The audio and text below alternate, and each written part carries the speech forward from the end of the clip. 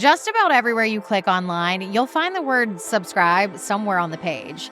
From YouTube channels to Spotify, all the way to goods and services like Dollar Shave Club and Chewy. This subscription-based environment has drastically changed the world of e-commerce. And more often than not, consumers are happy to subscribe when the value is there. McKinsey reports that subscription-based e-commerce sales are growing 20% annually.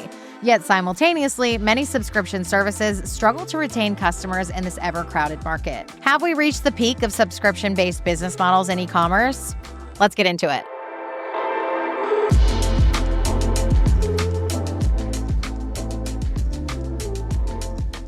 What are some of the first subscriptions you purchased or even remember? Well, if I date back to being like a teen, do you remember the CDs? Like you could order 10 CDs, like it was like in a catalog. No, Teen but Vogue, all those I probably would have done that. That was one of my first, but in recent times, I love BarkBox. Oh, yeah. Because I have a dog. I got a dog during the pandemic, and he would get toys every single month.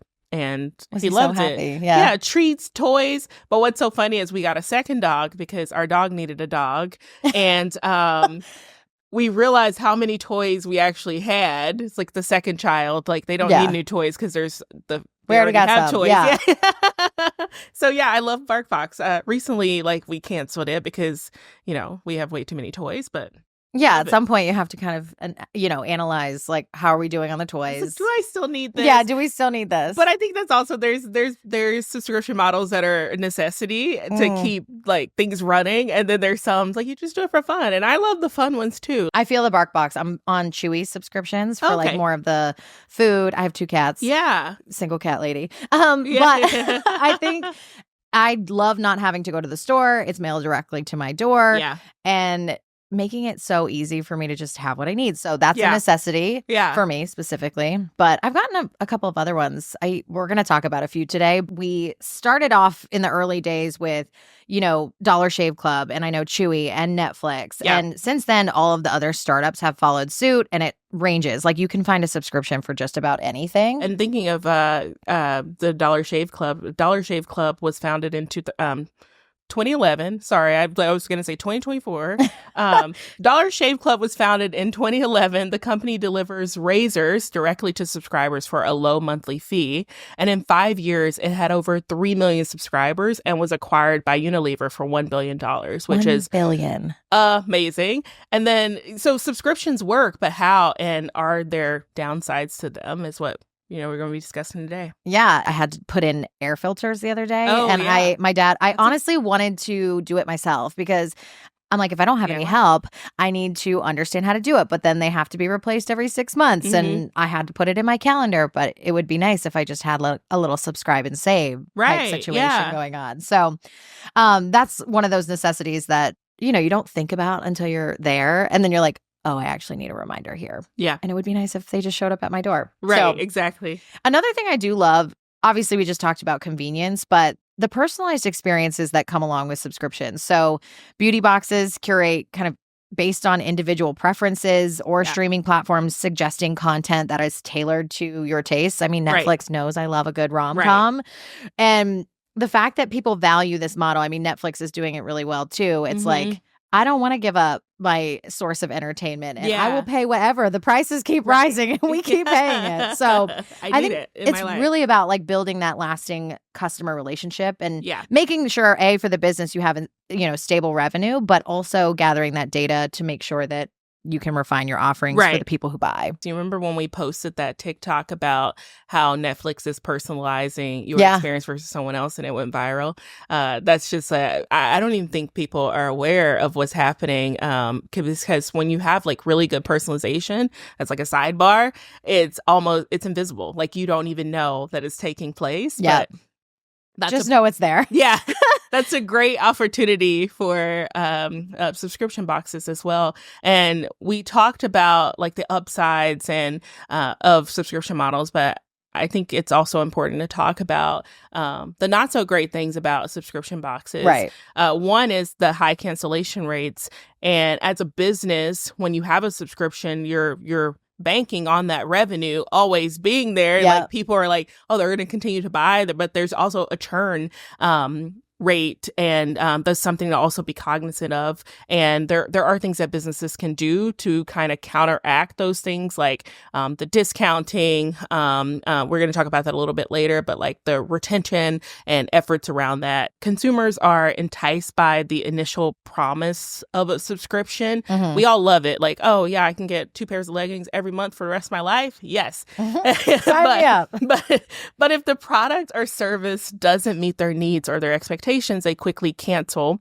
Double-edged sword is like, try it before you buy it, which, I mean, Amazon is like coming out with that. There's probably something to that, where it's like, we know you're not necessarily like ready to just dive into it, but here's some, here, you can try it. I think that's what the Ipsy or some of those, like, it's like the little small sizes. I think we've talked about, me and you personally have talked about like Sephora and how they, on your birthday, you can get like the little birthday mini gifts. size. Like, that's really like a try before you buy it. Like it, you're going to buy the bigger portion. So smart on their part. But that's a good strategy. It's a little flavor of what you could get. But we are in this try before you buy culture anyways, but we do see success with this strategy. So look at FabFitFun. They use a trial to paid conversion strategy to build a strong subscriber base. You've likely heard their ads promising a discounted first box or some sort of like flavor of that. This quarterly subscription service, which offers a curated selection of beauty, wellness, and lifestyle products, really entices new customers with those special offers, the lower prices. It's like a low barrier to entry. Yeah. That's one way to get you in the door. And it effectively converts customers to long-term subscribers. So like, what are your thoughts about that?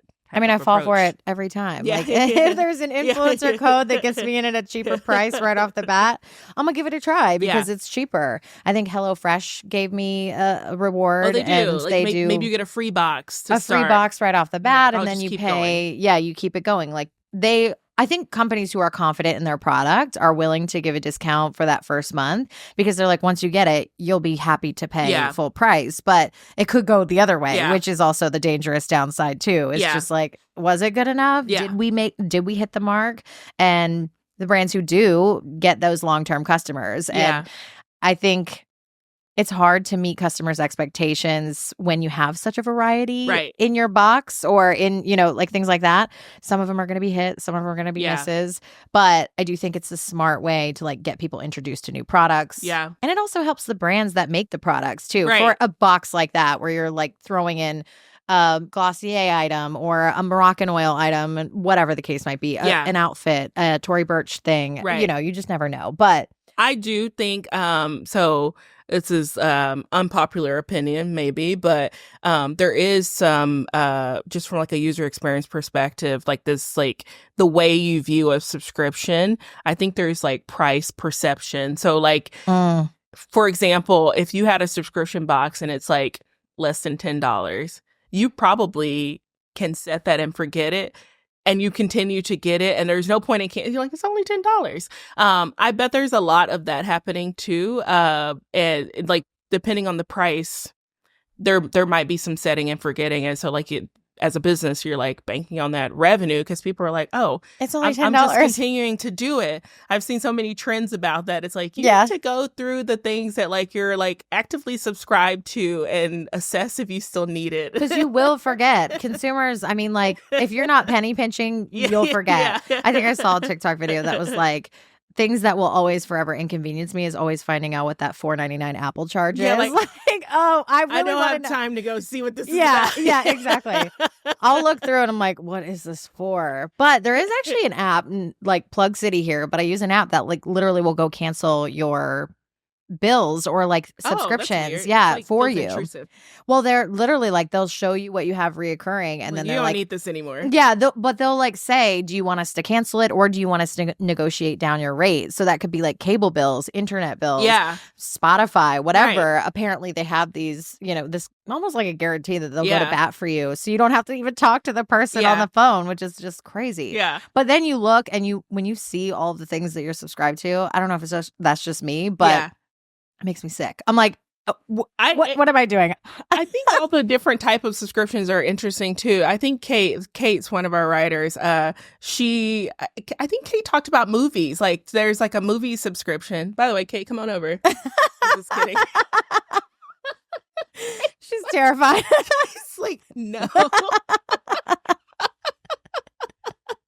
But I think the different type of subscriptions are also very interesting, and like, yes, which I know we're going to talk about personalization, but I think that's thinking about like your core consumer and like what they love. Like if you have a subscription that you love, that interests you, like you're going to continue to buy it anyways. Well, apparently, she was saying that there was a website where you can find a subscription for just about anything. So anything that you're into, you can find something that will automatically come to your house. New hobbies. Yeah.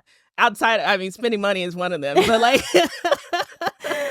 anything you want, it could be delivered to your house. And she was saying that that's like a gift that she gives people, is like a subscription to, say, oh, that's cool. Yeah, like a wine box, or that's unique, like as opposed to just like an item that you use once and probably throw away and forget. Like this will actually come to your house for months, or whatever the case might be. So I think there's so many different options there, and I just wonder, like, it's not always a given that people will actually convert and buy more. So I think that that's like a really interesting case when we talk about like the challenges that like maybe direct to consumers brands face. Yeah. They were the first ones to do kind of those beauty boxes, but at first they were a huge success, and I think the market got really crowded. Yeah. So they had to kind of struggle to keep their unique edge. It's like, what are we doing differently that no one else is doing? And eventually they had to deal with funding issues and layoffs and unhappy customers. I mean, I remember when there was like kind of a downside. Like, I feel like a couple of them have gone through the peaks and the valleys. So I think it's just a little bit inconsistent if you can't understand what your target customer wants. How do you, if you know you are starting up or trying to differentiate yourself in the market for subscriptions, like how would you suppose they go about it?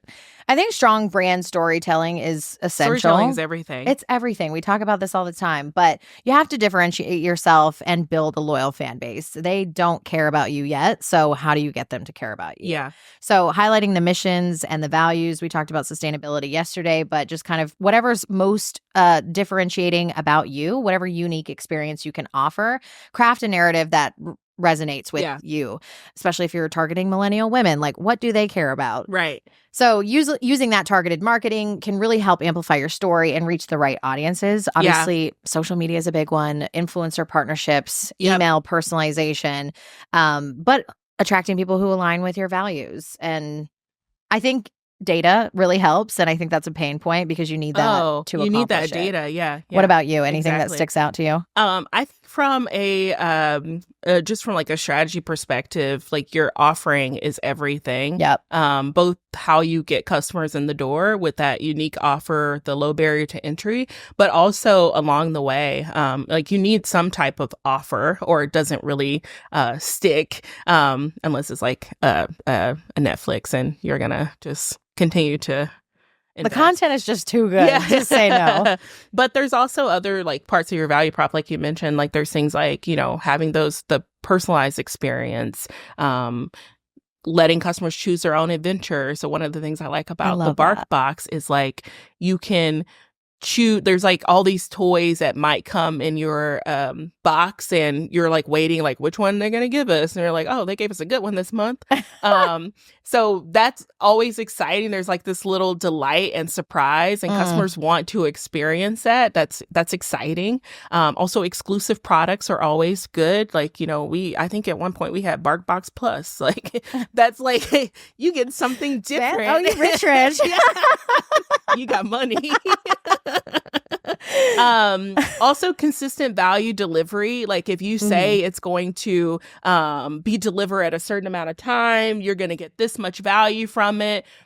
Every box, every subscription, every service that you deliver needs to level up or like meet that expectations. Like your value prop is your brand promise, and that's so important. And and I think even if you say like personalization is our mission, sustainability, new features, customers are expecting that. They're going to take your word for it, and you have to meet that. Yeah, I mean, customer expectations have never been higher, so it's almost like you can't miss. Rising. Yeah. Constantly rising, and it's not going down anytime soon. And you really can't miss, because if you're dealing with extra money that people have or discretionary spend, people want to be happy with the purchase, and if they don't get a chance to choose, you have to be on point, and that comes with understanding what they need and what they want. So there is a little bit of that guessing game almost, but I find it interesting that some of them do like preferences, so they can actually like get a little closer to where you want to be, which I think is really smart, because if you're just out here guessing, I feel like you can easily miss, because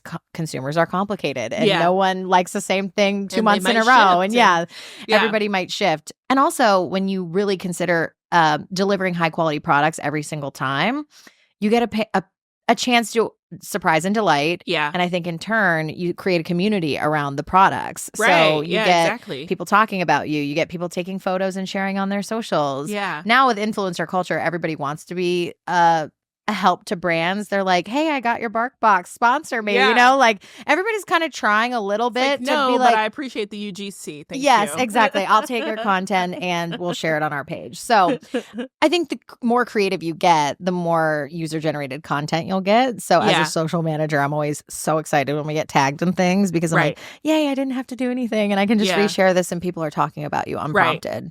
And so one of the, in being in e-commerce for a very long time and looking at customer data, one of the challenges that e-commerce businesses face is like, how do we get people to buy again? And like, if you look at like the average spend, but also the transactions, like some customers will only purchase from you one time, and you're trying to get them like to come back 2, 3.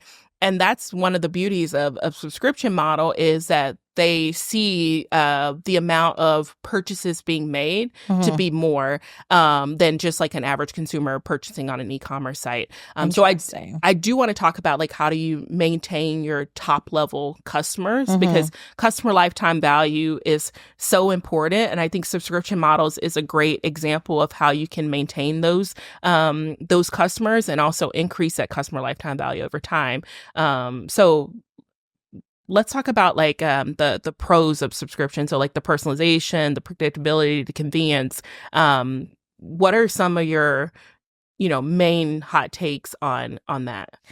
Yeah, I think about it from obviously there's financial stability and getting that recurring revenue we talked about, but this allows you to, we talked about the consistent touch point allows you to build a long-term relationship with your customer. So think about it as like a moving from transactional to more relational. And we did talk about like, if you have a fan, you will get that loyalty. If you're showing up consistently, they'll come back. So it really obviously generates more cash flow the more consistent you are with that. But when you consistently innovate or enhance the customer experience, you get a chance to keep them around. And for the consumer, it's always about how you can bring value and remove that friction from their lives. So it kind of simplifies that decision making for them and creates a sense of reliability. Like, we're in a relationship. We go together now. So I'm showing up for you every single month in a really great way. Don't forget about me, babe. Like, so I just feel like traditional shopping can't match that relationship that you have. Exactly. We talk about this a lot at Bloomreach. Like, we do personalization, marketing automation, but personalization is very, very difficult. And so subscription services that are able to capitalize this and do it well, do very well. So there's, it's why Spotify knows what you're listening to. It's how Netflix knows what you want, or why the FabFitFun sends you a box that feels like was curated by your best friend. And this level of personalization, it drives emotional loyalty, which is far stronger than transactional loyalty, like you were saying. And then also convenience front. The best subscription services become so woven into your routine that they're almost invisible. And I think that also goes back to why, like, I just need it. Like, I need to continue to do it. I need to continue to pay for storage on my don't get me started about the storage. It's not because I got like 900 TikTok drafts. So you don't even think about it, yet they add continuous value to your life. And they take that analysis paralysis, like, don't make me think. They take that completely away, and it saves you time and delivers exactly what you need when you need it. So one that does that for me, I will die on this hill, but Spotify is my everything. It is the most interacted with app that I have on my phone. I love it. Outside of social media, of course, but do you use the AI DJ?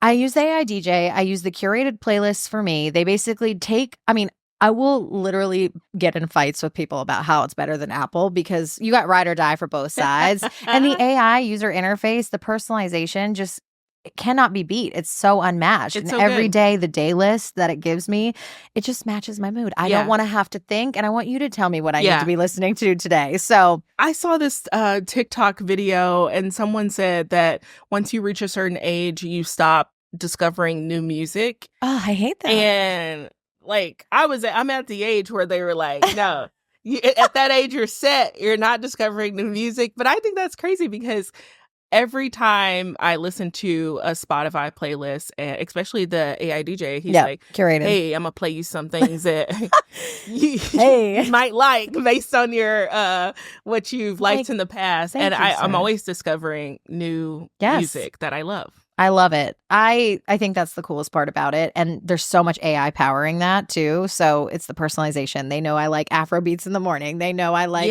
hip hop at night, or they know I'm about to get crunk on a Saturday. I don't know, but like it knows you so well. It knows me so well. The vibes. The vibes are never missing. So I think that predictability too of what you were saying, it just kind of gives people an experience that they know they can rely on. It's consistent. Exactly. Yeah.